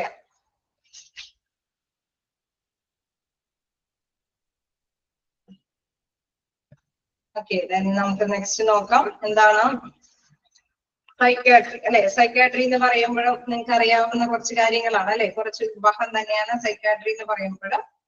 എന്താണ് സൈക്യാട്രി? ഓക്കെ, മെന്റലി ഇതുകളാണ് എളുപ്പത്തിൽ പെട്ടെന്ന് ഓർമ്മയിൽ വരുന്നത്. അതാണ് എന്താണ് സാധാരണയായിട്ട് നമുക്കറിയാം അല്ലെ, ഡിപ്രഷൻ. ഓക്കെ, നമുക്ക് പെട്ടെന്ന് തന്നെ ഇപ്പോഴത്തെ കാലഘട്ടത്തില് യൂത്തിന് സംഭവിക്കുന്ന ഒരു കാര്യം കൂടിയാണ് ഡിപ്രഷൻ പെട്ടെന്ന് വരുന്നത് അല്ലെ. മെന്റൽ ഇൽനെസ് അതൊക്കെ ധാരാളമായിട്ട് ഈ കാലഘട്ടത്തിൽ കൂടി വരികയാണ്. നമുക്കറിയാം ഒരുപാട് പേര് ഒന്നില്ലെങ്കിൽ മൊബൈലിന്റെ അഡിക്ഷനോ അല്ലെങ്കിൽ എന്തെങ്കിലുമായിട്ടുള്ള അല്ലെ മയക്കുമരുന്ന് സംഭവങ്ങളൊക്കെ കണ്ടീഷനൊക്കെ ആയിട്ട് വരുമ്പോൾ അവര് ഒന്നും കൂടി കുറച്ച് കാലഘട്ടം കഴിയുമ്പോഴും ഡിപ്രഷനൊക്കെ ആയിട്ട് എന്തെങ്കിലും അല്ലെ നമുക്ക് സൈക്കാട്രിയുടെ അടുത്ത് പോകേണ്ട ഒരു കാര്യങ്ങളൊക്കെ ആയിട്ട് വരും. അപ്പൊ അത്തരത്തിലുള്ള കാര്യങ്ങൾ, അത്തരത്തിലുള്ള മനോവിഷമങ്ങളും അത്തരത്തിലുള്ള പ്രോബ്ലംസ് അല്ലെ ആ വികാരങ്ങളൊക്കെ കൈകാര്യം ചെയ്യുന്ന ഒരു വിഭാഗമാണ് സൈക്യാട്രി. നോക്കാം, psychiatry is the branch of medicine that deals with the diagnosis, treatment and prevention of emotional, behavioral or cognitive disturbance. അതായത് സാധാരണയായിട്ട് നമുക്കറിയാം അല്ലെ, ജന്മനാ തന്നെ ചിലർക്കൊക്കെ ജനിക്കുമ്പോഴേ തന്നെ എന്തെങ്കിലും ഡിസ്റ്റർബൻസ് ഉണ്ടാവും. അതേപോലെ തന്നെ എന്താണ് അവരുടെ കുറച്ചും കൂടി വളർച്ച കഴിഞ്ഞതിന് ശേഷമൊക്കെ ആയിരിക്കും ചിലപ്പോൾ അവരുടെ പെരുമാറ്റത്തിൽ എന്തെങ്കിലുമൊക്കെ വേരിയേഷൻസ് അല്ലെ, എന്തെങ്കിലും പെട്ടെന്ന് പൊട്ടിത്തെറിക്കുന്ന ഒരു അവസ്ഥ, അല്ലെങ്കിൽ പറഞ്ഞ കാര്യം മനസ്സിലാക്കി എടുക്കാനുള്ള ബുദ്ധിമുട്ട്, അങ്ങനെ വ്യത്യസ്ത തരത്തിലുള്ള മാനസിക പ്രശ്നങ്ങൾ ഉണ്ടാകും അല്ലെ. അതേമാതിരി തന്നെ വികാരങ്ങൾ, ചിലർക്ക് കൃത്യമായിട്ട് തന്നെ വികാരങ്ങൾ പ്രകടിപ്പിക്കാൻ പറ്റാത്ത ഒരവസ്ഥകളുണ്ടാവും. ചിലരെല്ലാം അടക്കി പിടിച്ച് പെട്ടെന്ന് ഒന്നിച്ച് പൊട്ടിത്തെറിക്കുന്ന ഒരവസ്ഥയൊക്കെ ഉണ്ടാവും. അപ്പൊ ഇത്തരത്തിലുള്ള കാര്യങ്ങളുടെ എല്ലാ പ്രോബ്ലംസ് അല്ലെ, എന്തൊക്കെ തരത്തിലാണ് ഈ ഒരു കാര്യങ്ങൾ വരാനുള്ള സാധ്യതകൾ എന്തൊക്കെയാണ്, എന്തിലാണ് ഇത് കൈകാര്യം ചെയ്യുന്നത്, എവിടെയാണ് പ്രോബ്ലം സംഭവിച്ചതെന്നൊക്കെ കൃത്യമായിട്ട് ഡയഗ്നോസ് ചെയ്യാനായിട്ട്, അത് എന്തുകൊണ്ടാണെന്നുള്ളത് രോഗനിർണയം നടത്താനൊക്കെ ആയിട്ട് അതുമായി ബന്ധപ്പെട്ട മെഡിസിൻസ് ഒക്കെ കൊടുക്കുന്ന വിഭാഗമാണ് സൈക്യാട്രി എന്നുള്ളത്. Then this department deals with the investigating and treating patients with a wide range of mental illness and disorders. നമുക്ക് നേരത്തെ പറഞ്ഞ മാതിരി മാനസിക പ്രശ്നങ്ങൾ അല്ലെ, മാനസികമായ വൈകല്യങ്ങളെല്ലാം കൈകാര്യം ചെയ്യുന്ന, ട്രീറ്റ്മെന്റ് ചെയ്യുന്ന ഒരു വിഭാഗമാണ് സൈക്യാട്രി എന്ന് പറയുന്ന ഡിപ്പാർട്ട്മെന്റ്. സം സർവീസ്, അതുമായി ബന്ധപ്പെട്ട സർവീസുകളാണ് പറയുന്നത്. എന്താണ്? പ്രൊവൈഡിങ് സൈക്കോളജിക്കൽ കൗൺസിലിംഗ്, അതായത് മാനസിക സാമൂഹികവുമായിട്ടുള്ള എന്തെങ്കിലും കൗൺസിലിംഗ് അല്ലെ. നമുക്ക് ചിലർക്കൊക്കെ അറിയാം, ജസ്റ്റ് ഒന്ന് കാണുമ്പോൾ തന്നെ ഒരുപാട് നാള് വെച്ചുകൊണ്ടിരിക്കാതെ കൗൺസിലിംഗ് ഒക്കെ നടത്തിക്കൊണ്ട് തന്നെ അത് കൈകാര്യം ചെയ്യാൻ പറ്റും അല്ലെ. ചിലപ്പോഴൊക്കെ ഒരാളുടെ സപ്പോർട്ടോ ഒരാളോട് തുറന്നു പറയാനുള്ള അവസരമോ, നമുക്കറിയാം ഇപ്പോഴത്തെ കാലഘട്ടങ്ങളിലൊക്കെ ന്യൂക്ലിയർ ഫാമിലിയാണ്. അപ്പൊ ചിലപ്പോൾ ഒരു പക്ഷെ എല്ലാവരോടും തുറന്നു പറയാത്ത അവസ്ഥ കൊണ്ടൊക്കെ ആയിരിക്കും. അതല്ലെങ്കിൽ പാരന്റ്സ് ഒക്കെ വെളിയിൽ എന്തെങ്കിലും അല്ലെ ജോലിയുമായി ബന്ധപ്പെട്ടൊക്കെ പോകുമ്പോൾ അല്ലെങ്കിൽ നമുക്കറിയാം ഒരു ബന്ധം സ്ഥാപിക്കാൻ പറ്റാത്ത ഒരു അവസ്ഥകളൊക്കെ വരുമ്പോൾ ഒരു പക്ഷെ കൗൺസിലിംഗും കാര്യങ്ങളൊക്കെ നടത്തി തന്നെ ഇത്തരം കാര്യങ്ങളൊക്കെ കൈകാര്യം ചെയ്തു കൊണ്ടുപോകാനായിട്ട് സാധിക്കും. നെക്സ്റ്റ്, ഓക്കെ, എന്തെങ്കിലും ഷോക്ക്, ഓക്കെ, ചിലപ്പോഴൊക്കെ ഷോക്ക് കൊണ്ട് സംഭവിക്കാം തീർച്ചയായിട്ടും. ഈ പറഞ്ഞ ന്യൂക്ലിയർ ഫാമിലിയിലേക്കുള്ള പ്രത്യേകത നമുക്ക് ഒട്ടും അക്സെപ്റ്റബിൾ അല്ല. ചില എന്തെങ്കിലും മരണങ്ങളല്ലേ ചിലപ്പോഴൊക്കെ ഒരു കുട്ടിയും പാരന്റ്സ് ഒക്കെ മാത്രമായിരിക്കാം.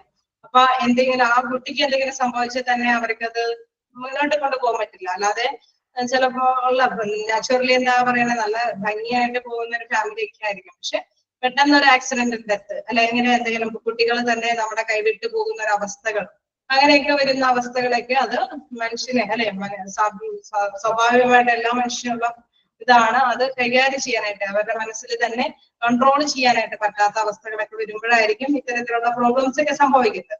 അപ്പൊ ഇതിനൊക്കെ എന്താണ് ചിലപ്പോഴെങ്കിലും ചില കൗൺസിലിംഗ് സെന്ററുകളിലോ അല്ലെങ്കിൽ മറ്റെവിടെയെങ്കിലൊക്കെ കൊണ്ടുപോയി നാച്ചുറലി അവരുടെ ഉൾക്കൊള്ളാനുള്ള ഒരു സാഹചര്യം അല്ലെ ഇങ്ങനെയാണ് എല്ലാ മനുഷ്യർ ബ്രെയിനിലെ ആ ഞരമ്പിലൊക്കെയാണ് പ്രോബ്ലംസ് സംഭവിക്കുന്നത് എന്നൊക്കെ പറയുന്നുണ്ട്. തീർച്ചയായിട്ടും നമ്മൾ കൂടുതൽ പ്രഷർ കൊടുക്കുമ്പോഴല്ലേ നമ്മളത് എപ്പോഴും ഓർക്കുമ്പോഴേ ചിലർക്കൊക്കെ പ്രോബ്ലംസ് വരുന്നത് അങ്ങനെയാണ്. പക്ഷെ നേരത്തെ പറഞ്ഞ മാതിരി ആക്സിഡന്റുകളായിട്ടുള്ള എന്തെങ്കിലും സംഭവിക്കുമ്പോൾ അവരുടെ മൈൻഡിൽ എപ്പോഴും അറിയാതെ ആ കുട്ടികളുടെ കാര്യങ്ങൾ ഇങ്ങനെ വന്നുകൊണ്ടിരിക്കും. അപ്പൊ കൂടുതൽ പ്രഷർ അല്ലെ ആ ഞരമ്പിനെ നമുക്ക് ഉറങ്ങാൻ പറ്റുന്നില്ല, ഒന്നും എൻജോയ് ചെയ്യാൻ പറ്റുന്നില്ല, അങ്ങനെയൊക്കെയുള്ള അവസ്ഥകളൊക്കെ വരുമ്പോഴാണ് മെന്റലി ഡിസപ്പോയിന്റഡ് ആയിട്ട് വരുന്നത്. അപ്പൊ അങ്ങനെയുള്ളവർക്കൊക്കെ ഒരു സൈക്കോളജിക്കൽ ആയിട്ടുള്ള കൗൺസിലിംഗ് ഒക്കെ കൊടുത്ത് കൈകാര്യം ചെയ്യാനൊക്കെ ആയിട്ട് സാധിക്കും. ഇപ്പൊ അതുകൊണ്ട് തന്നെ ഇത്തരം കാര്യങ്ങൾക്കൊക്കെ കുറച്ചും കൂടി അല്ലെ നമുക്കറിയാം എല്ലാവരും ഹോസ്പിറ്റൽ അഡ്മിനിസ്ട്രേഷൻ എടുക്കുന്നത് എന്തുകൊണ്ടാണ് ഒരുപാട് ഈ പലതരത്തിൽ ഇപ്പൊ പറഞ്ഞ മാതിരി എല്ലാ തരത്തിലും ചികിത്സ ആവശ്യമാണ്. എല്ലാ തരത്തിലുള്ള ചികിത്സയുടെയും ആവശ്യകത ഈ കാലഘട്ടത്തിൽ വർദ്ധിച്ചു വരികയാണ് അല്ലെ. അതുകൊണ്ടാണ് ഇത്തരത്തിലുള്ള കൗൺസിലിംഗ് സെന്ററുകളുടെ ഒക്കെ ആവശ്യകത വരുന്നത്. Then investigating, diagnosing and treating psychiatric illness. അപ്പൊ നമുക്കറിയാം എന്തെങ്കിലും ഇൽനെസ് അല്ലെ ഇതുമായി ബന്ധപ്പെട്ട് ചിലപ്പോ ഒരു പക്ഷേ ഇത് എന്തുകൊണ്ടാണ് സംഭവിച്ചത് നേരത്തെ പറഞ്ഞ മാതിരി പെട്ടെന്ന് ഷോക്ക് കൊണ്ടോ എന്തെങ്കിലും കൊണ്ടൊക്കെ സംഭവിച്ചതായിരിക്കും. അതപ്പോ കൃത്യമായിട്ട് നിർണയിക്കപ്പെടണം അല്ലെ എന്താണ് മാറ്റർ എന്ന് കണ്ടെത്തുകേണ്ടതുണ്ട്. ഇൻവെസ്റ്റിഗേറ്റ് നടത്തി പരിശോധനകളൊക്കെ നടത്തി അതുമായി ബന്ധപ്പെട്ട രോഗനിർണയം നടത്തി അതുമായി ബന്ധപ്പെട്ട ട്രീറ്റ്മെന്റുകളും കാര്യങ്ങളൊക്കെ ആയിട്ട് മുന്നോട്ട് കൊണ്ടുപോകേണ്ടതുണ്ട്.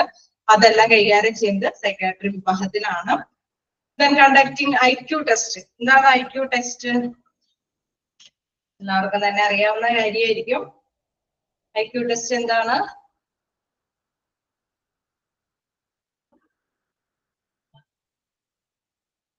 നോളജ്. ഓക്കെ, അറിവ് കണ്ടെത്തുന്ന ടെസ്റ്റ് ആണ്. ഓർമ്മ എത്രത്തോളം ഉണ്ടെന്ന് കണ്ടെത്താൻ വേണ്ടിയിട്ടുള്ളതാണ്. IQന്റെ ഫുൾ ഫോം ആർക്കെങ്കിലും അറിയാമോ?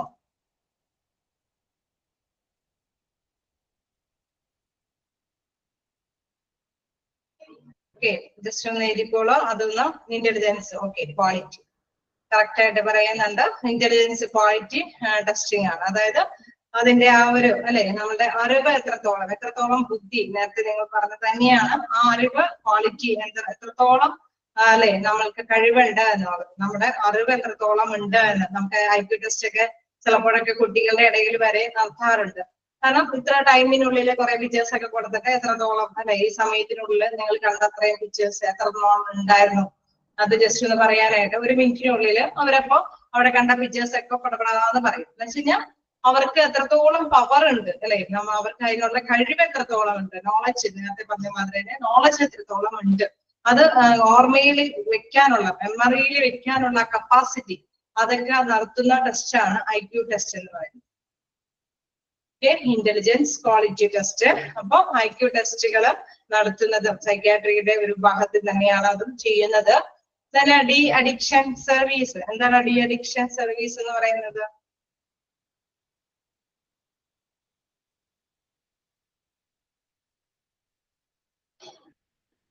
ഓക്കെ, എന്തെങ്കിലും ഡി അഡിക്ഷൻ സർവീസിലൊക്കെ ചിലരൊക്കെ അല്ലെ മയക്കുമരുന്നിന് കാര്യങ്ങൾ ആൽക്കഹോൾ ഓക്കെ ആൽക്കഹോളിനൊക്കെ അഡിക്റ്റ് ഒക്കെ ആവുമ്പോൾ മയക്കുമരുന്നിനൊക്കെ അഡിക്റ്റ് ആവുമ്പോൾ ചിലപ്പോഴൊക്കെ ഡി അഡിക്ഷൻ സെന്ററിലൊക്കെ കൊണ്ടുപോകും. എന്തിനാ വേണ്ടിയിട്ട് ആ ഒരു ബ്രെയിൻ്റെ ഒരു പക്ഷെ അവര് നാച്ചുറലി അറിഞ്ഞിട്ടല്ല ഇപ്പോഴത്തെ കാലഘട്ടങ്ങളുടെ പേപ്പറിലൊക്കെ നമ്മൾ ന്യൂസ് കേൾക്കുമ്പോൾ നമ്മൾ തന്നെ ഞെട്ടിപ്പോകും അല്ലെ. അത് അവര് തന്നെ അവരുടെ മനസ്സുകൊണ്ട് അറിഞ്ഞു ചെയ്യുന്നതായിരിക്കും എന്ന് തോന്നുന്നില്ല. ഒരുപക്ഷെ ഇതിന്റെയൊക്കെ ഈ അഡിക്ഷൻ കൊണ്ട് ഈ ഒരു മയക്കുമരുന്നിന്റെ കണ്ടീഷൻ കൊണ്ട് സംഭവിച്ചു പോകുന്നതായിരിക്കും. അപ്പൊ ബ്രെയിനൊക്കെ ഇത്തരത്തിലുള്ള ബ്രെയിനിന്റെ ആ ഡിസോർഡറിന് ട്രീറ്റ്മെന്റ് ചെയ്യുന്ന സെന്ററുകളാണ് ഡി അഡിക്ഷൻ സർവീസുകൾ. അപ്പൊ ആ ബ്രെയിനില് ഇങ്ങനെയൊക്കെ അവര് നാച്ചുറലി അവരുടെ ഉപഭോഗ മനസ്സുകൾ അത് സാധാരണ രീതിയിലാക്കി എടുക്കാൻ വേണ്ടിയിട്ടുള്ള സർവീസുകളാണ് ഡി അഡിക്ഷൻ സെന്ററിലൊക്കെ പ്രദാനം ചെയ്യുന്നത്. നമ്മൾ പറയൂലേ ജനിക്കുമ്പോൾ തന്നെ ഒരു നല്ല ബ്രെയിനോട് കൂടിയിട്ട് വരുന്ന വ്യക്തികളാണ്. പക്ഷെ ഇത്തരത്തിലുള്ള ഇതിന്റെയൊക്കെ ഉപയോഗം കൊണ്ട് അവരുടെ ബ്രെയിനൊക്കെ അല്ലെ സാധാരണ സ്വമേധയല്ല അവർ ചെയ്യുന്നത്, അവരെ ഈ മയക്കുമരുന്നും കാര്യങ്ങളൊക്കെ ചെയ്യിപ്പിക്കുന്നതായിരിക്കും. അപ്പൊ ഇത്തരത്തിലുള്ള കാര്യങ്ങളൊക്കെ വരുമ്പോൾ ഡി അഡിക്ഷൻ സർവീസ് സെന്ററുകളിലൊക്കെ കൊണ്ടുപോയിട്ടാണ് ട്രീറ്റ്മെന്റ് നടത്തിയിട്ട് അവരെ നാച്ചുറലി സ്വബുദ്ധിയോട് കൂടിയിട്ട് ജീവിക്കാനൊക്കെ ആയിട്ട് ശ്രമിക്കുന്നത്. നമുക്കറിയാം എല്ലാവരും ആഗ്രഹിക്കുന്ന ഒരു കാര്യമാണ് അങ്ങനെയൊന്നും സംഭവിക്കല്ലേ എന്ന്. പക്ഷെ ഈ കാലഘട്ടത്തിൽ അതൊക്കെ വർദ്ധിച്ചു വരികയാണ് അറിഞ്ഞും അറിയാതെയൊക്കെ ആകുമ്പോൾ.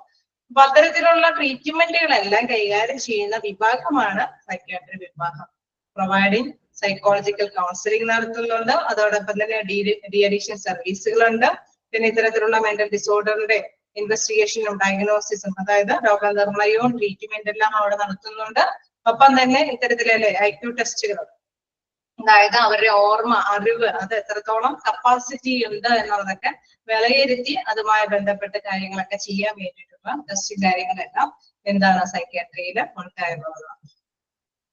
ഓക്കെ, ക്ലിയർ ആണോ?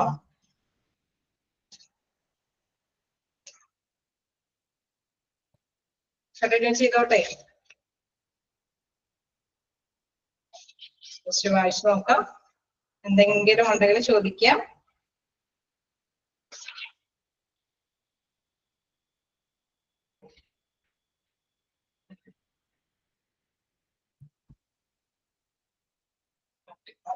IQ ടെസ്റ്റിന്റെ ഒക്കെ നിങ്ങൾ നോട്ട് ചെയ്തിട്ടുണ്ടല്ലോ അല്ലെ? അതൊക്കെ ജസ്റ്റ് ഒന്ന് നോട്ട് ചെയ്ത് പോവാ. നെക്സ്റ്റ് എന്താണ്?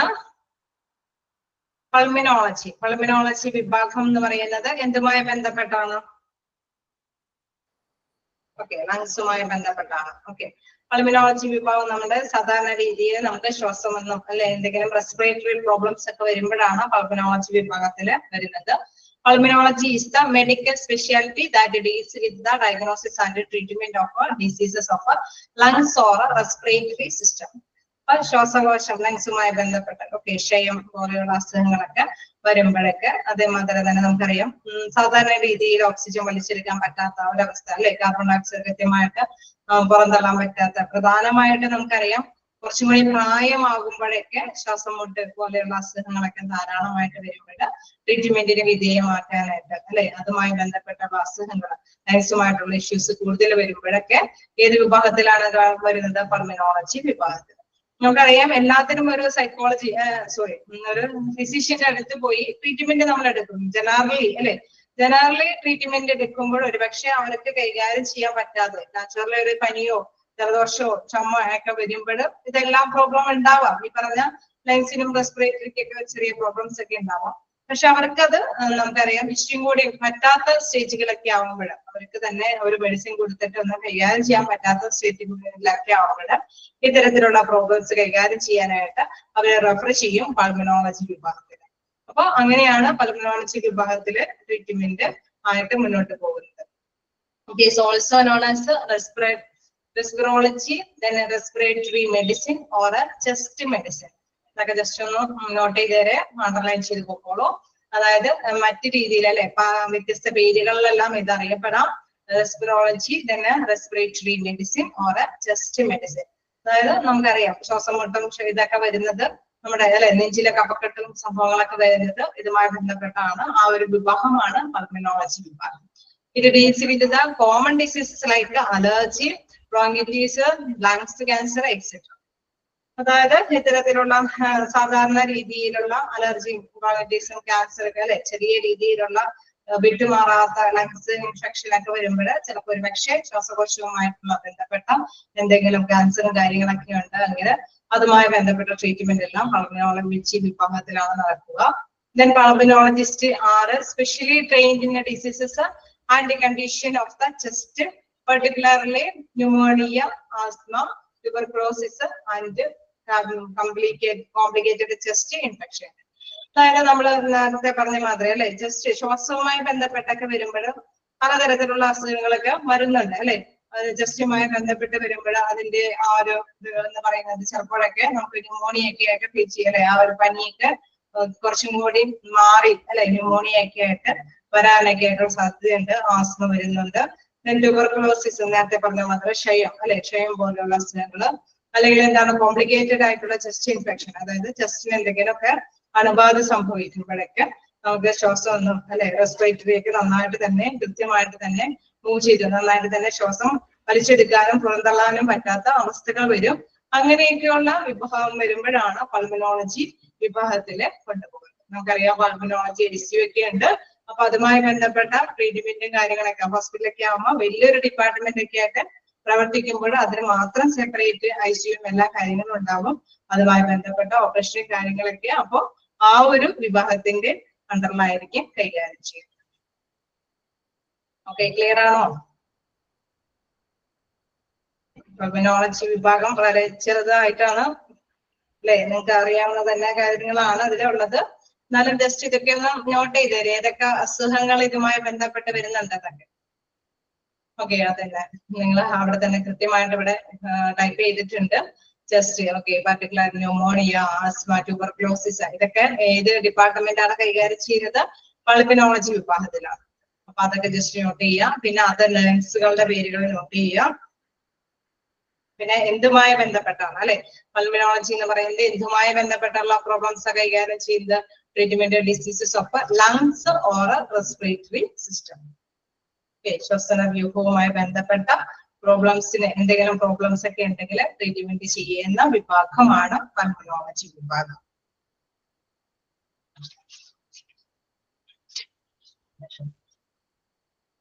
ഓക്കെ, നമ്മൾ ഇന്ന് പ്ലാസ്റ്റിക് സർജറി അത് എടുക്കാൻ പറ്റും.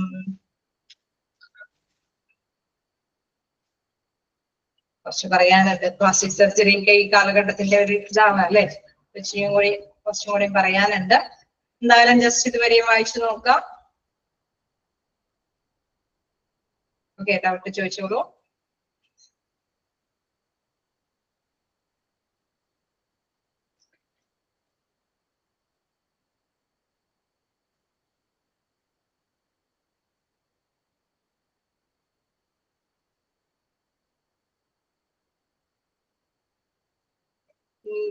ന്യൂറോളജിയും ഓക്കെ, ന്യൂറോളജി എന്ന് പറയുന്നത് ഞരമ്പുകളുടെ ആണ്. ന്യൂറോളജി വിഭാഗത്തിൽ ഇപ്പൊ സ്ട്രോക്ക് ഒക്കെ വരുന്ന വഴിയില് അപ്പൊ നമ്മള് ഓക്കെ, ന്യൂറോളജി ബന്ധമുണ്ടോ എന്ന് ചോദിച്ചു കഴിഞ്ഞാൽ ന്യൂറോളജി എന്നൊക്കെ പറയുമ്പോൾ ഒരു സ്ട്രോക്ക് ഒക്കെ വരുമ്പോഴൊക്കെ പെട്ടെന്ന് അല്ലെ അവർക്കൊരു തലകറക്കം, നമ്മൾ ന്യൂറോളജി പഠിച്ചതാണ് അല്ലെ.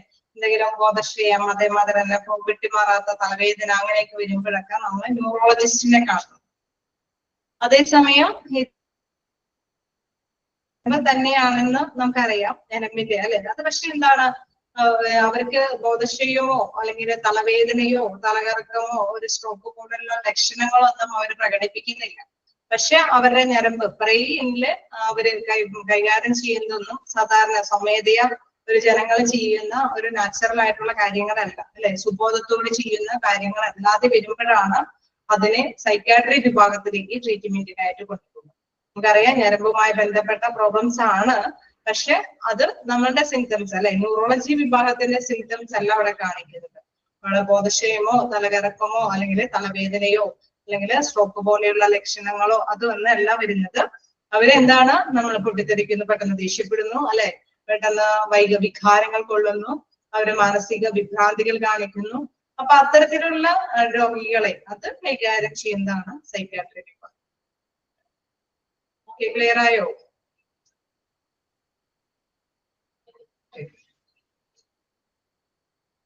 ഇനി എന്തെങ്കിലും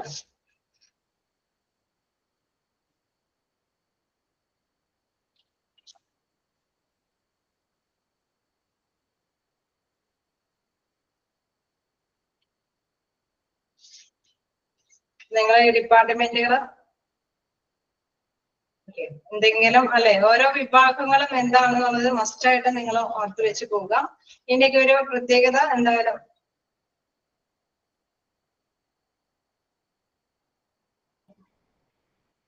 ഞാൻ മിക്കപ്പോഴും അണ്ടർലൈൻ ചെയ്ത് പറയാറുണ്ട്. ഈ ക്വസ്റ്റ്യൻസ് ഉണ്ടാക്കി കൊടുക്കുക എന്നുള്ളത് ഞങ്ങൾക്ക് പറഞ്ഞിട്ട്, അതായത് മോക്ക് ടെസ്റ്റ് കൊടുക്കുക എന്ന് മാത്രമേ ഉള്ളൂ. അതിനുപരി നോട്ട്സ് കൈകാര്യം ചെയ്യുക എന്നുള്ളത്, കാരണം 6 മന്തിനുള്ളിൽ പോർഷൻസ് കവർ ചെയ്യണമല്ലോ. അപ്പൊ ഇതിന്റെ ഒന്നുകൂടി ചെയ്യാറ് പറയാം. അതുകൊണ്ടാണ് അതങ്ങനെ കൊടുക്കാത്തത്. സാധാരണ നമ്മുടെ ടൈമിനുള്ളിൽ അല്ലെ ക്ലാസ് എടുത്ത് തീർക്കണം. ഇപ്പൊ നിങ്ങൾക്ക് അറിയാം വളരെ സ്ലോയിലാണ് ഈ ഡിപ്പാർട്ട്മെന്റ് ആയതുകൊണ്ടാണ് ഇത്ര സ്ലോ. ബാക്കി മിസ്സുമാർക്കൊക്കെ കൂടുതൽ പോകേണ്ടതുണ്ട്. ഓക്കെ, ഞാൻ ജസ്റ്റ് ഇതിന്റെ എല്ലാം സിമ്പിൾ ഡെഫിനിഷൻ എന്ന് പറയുമ്പോൾ നമ്മൾ സാധാരണയായിട്ട് എന്താണ് ഇതെന്ന് പറയുന്നത് വിത്ത് ഇൻട്രാക്യൂരിയൻ ഗ്രോത്ത് അല്ലെ റിട്ടഡക്ഷൻ എന്നാണ് അല്ലെ. അതിന്റെ ഒരു പ്രത്യേകത എന്ന് പറയുന്നത് നമ്മുടെ അല്ലെ കുട്ടി പ്രഗ്നൻസി ടൈമിൽ തന്നെ ആ ഒരു വുമന്റെ പ്രഗ്നൻസി ടൈമിൽ തന്നെ അതിന്റെ എത്രത്തോളം അല്ലെ സ്കാനിങ്ങും കാര്യങ്ങളും വെച്ച് നോക്കുമ്പോൾ കൃത്യമായിട്ട് തന്നെ മനസ്സിലാവും ഈ വ്യക്തി അല്ലെ ബർത്ത് ചെയ്യാൻ പോകുന്ന കുട്ടിക്ക് വളർച്ചകളിൽ ഡിഫക്ട്സുകൾ ഉണ്ടാവാമെന്ന്. അപ്പൊ അതാണ് അവിടെ ഉദ്ദേശിക്കുന്നത്. ആ ഒരു ടെസ്റ്റ് അല്ലെ ആ ഒരു വളർച്ചയുടെ നിയന്ത്രണമാണ് അവിടെ ഉദ്ദേശിക്കുന്നത്. ഇതാണ് IGU അല്ലെ IUGR എന്ന് പറയുന്നത് ഗർഭാശയ വളർച്ചയുടെ നിയന്ത്രണമാണ്. അംഗവൈകല്യം, അതിന്റെ അംഗവൈകല്യങ്ങളൊക്കെ ഉണ്ടാവും. അപ്പൊ ഗർഭാവസ്ഥയിൽ തന്നെ ഗർഭപാത്രത്തിലായിരിക്കുമ്പോൾ അല്ലെ അതിന്റെ വളർച്ചയുടെ മോശം വളർച്ചയാണ് അവിടെ കാണിക്കുന്നത്.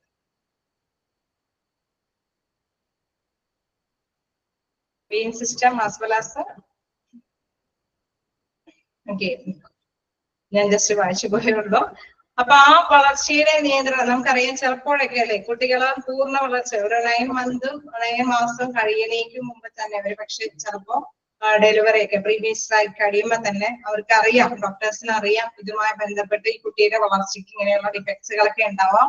അപ്പൊ അതുമായി ബന്ധപ്പെട്ട് അവർക്ക് ട്രീറ്റ്മെന്റുമായി മുന്നോട്ട് കൊണ്ടുപോകേണ്ടതാണ്. അപ്പൊ അത്തരത്തിലുള്ള ട്രീറ്റ്മെന്റ് നടത്താനായിട്ടുള്ളത് ഒരു ഉപവിഭാഗമാണ് നിയോനറ്റോളജി വിഭാഗം. അവിടെ ജസ്റ്റ് അത് ഇത് ചെയ്തേ ഉള്ളൂ. ഇൻട്രായൂറിയൻ ഗ്രോത്ത് റിട്ടഡക്ഷൻ എന്നുള്ളത് അത് അവിടെ ഒരു വേർഡായിട്ട് അതുമായി ബന്ധപ്പെട്ട ഒരുപാട് കാര്യങ്ങളൊക്കെ ഉണ്ട്, സ്കാനിങ്ങും കാര്യങ്ങളൊക്കെ ഉണ്ട്. അപ്പൊ അതില് ഇതൊന്നും ഇല്ലാതെ പ്രതിപാദിക്കുന്നില്ല. അവിടെ ജസ്റ്റ് അതുമായി ബന്ധപ്പെട്ട് ഇപ്പൊ എന്താണ് ആ വേർഡ് അവിടെ വന്നതെന്നുള്ളത് ഞാൻ ഇന്ന് ക്ലാരിഫൈ ചെയ്തേ ഉള്ളൂ. അതുമായി ബന്ധപ്പെട്ട അല്ലെ ഗർഭാശയ വളർച്ചയുടെ നിയന്ത്രണമാണ് അവിടെ നടത്തിക്കൊണ്ട് പോകുന്നത്. ബർത്ത് ഡിഫക്ട്സുകൾ അതുമായി ബന്ധപ്പെട്ട് വരാം. അങ്ങനെയുള്ള ട്രീറ്റ്മെന്റ് അങ്ങനെയുള്ള കുട്ടികളെ നമ്മൾ പരിചരിക്കുന്ന വിഭാഗമാണ് നിയോനറ്റോളജി. ഓക്കെ, ക്ലിയർ അല്ലേ?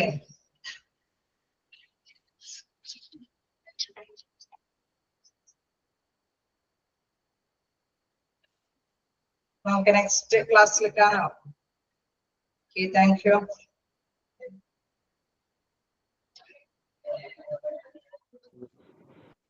Thank you, ma'am. Thank you, ma'am.